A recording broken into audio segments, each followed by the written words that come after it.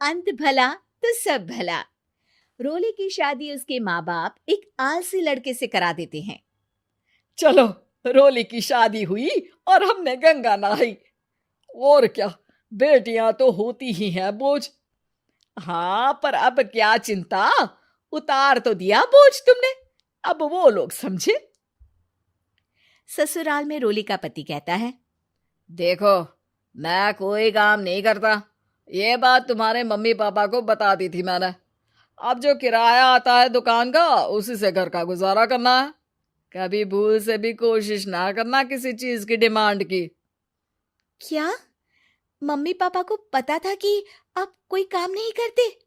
और क्या, बड़ा अच्छे से पता था।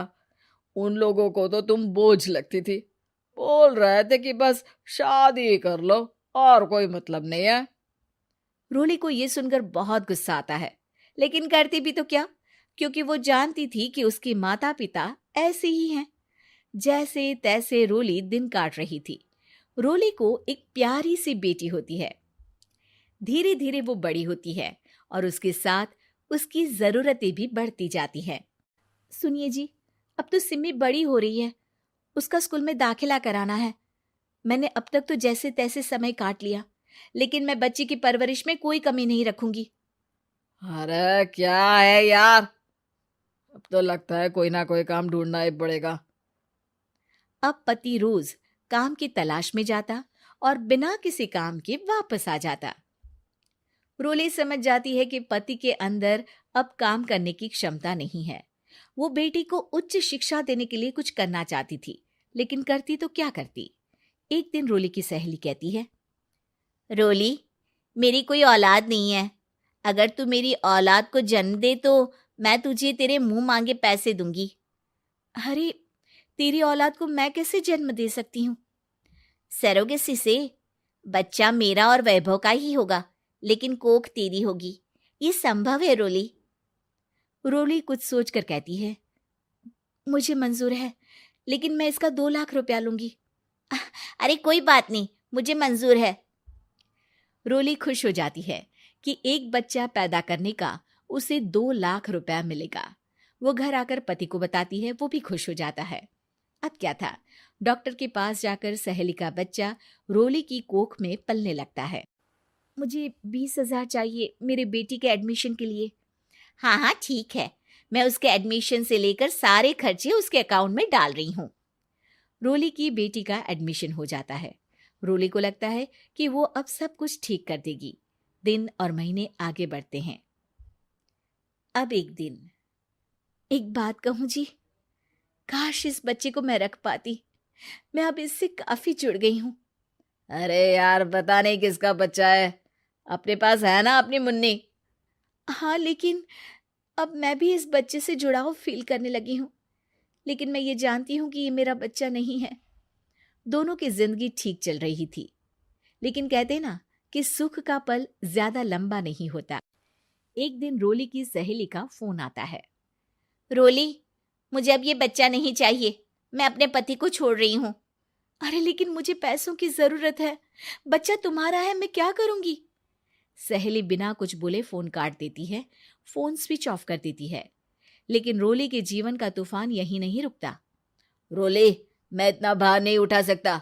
आज पढ़ाई का पैसा मांग रही हो, कल को शादी, कॉलेज और पता नहीं क्या क्या। मैं तुम्हें छोड़ रहा हूँ, अपनी बच्ची उठाओ और निकलो इस घर से।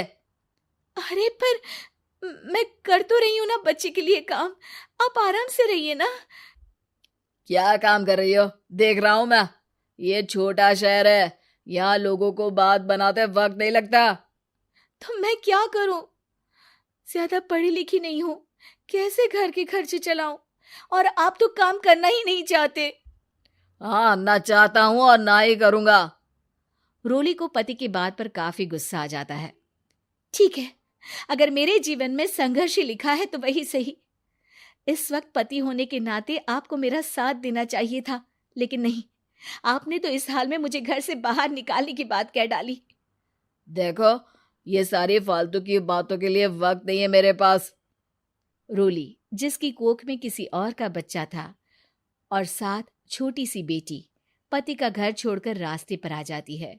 रोली के पास मायके के सिवा दूसरा कोई रास्ता नहीं होता। अरे रोली कैसी है? कितने दिनों के लिए आई है? हमेशा के लिए माँ। वो माँ को सारी बात बता देती है। ओए लड़की, इतनी हिम्मत का काम कर लिया। अरे ना ना, यहाँ कोई जगह नहीं है। तुम तो अपना बोरिया बिस्तर उठाओ और निकलो यहाँ से। रोली के पास अब मायके का रास्ता भी नहीं बचता।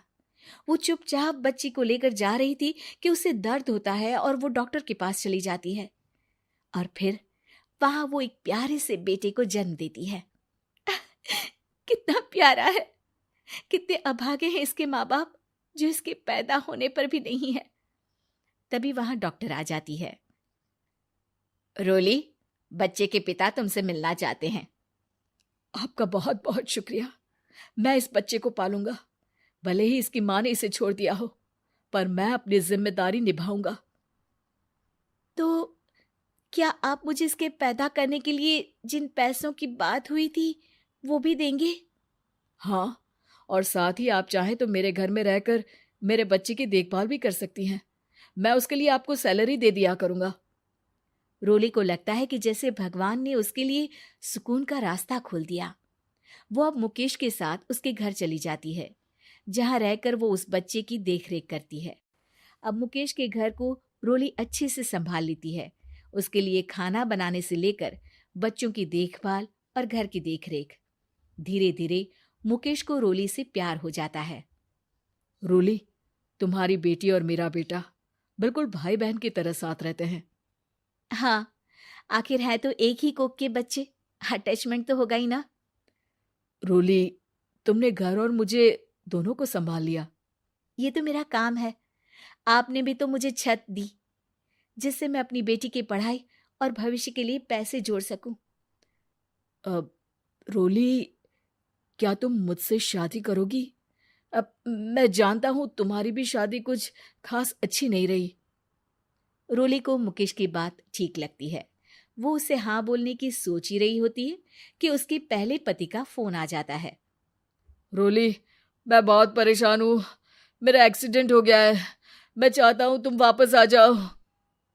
रोली को पुराने पति की चिंता होने लगती है। वो सोचती है कि वो क्या कर रही थी। हाँ हाँ ठीक है, मैं आ रही हूँ। हाँ रोली, आ जाओ, लेकिन बच्ची को कहीं हॉस्टल में छोड़कर आना, क्योंकि मैं नहीं चाहता कि हम लोगों के बीच फिर से वो सारी बातें हो। रोली को समझ आ जाता है कि पति आज भी सुधरा नहीं है। वो पति के पास जाने से इनकार कर मुकेश को हाँ कर देती है।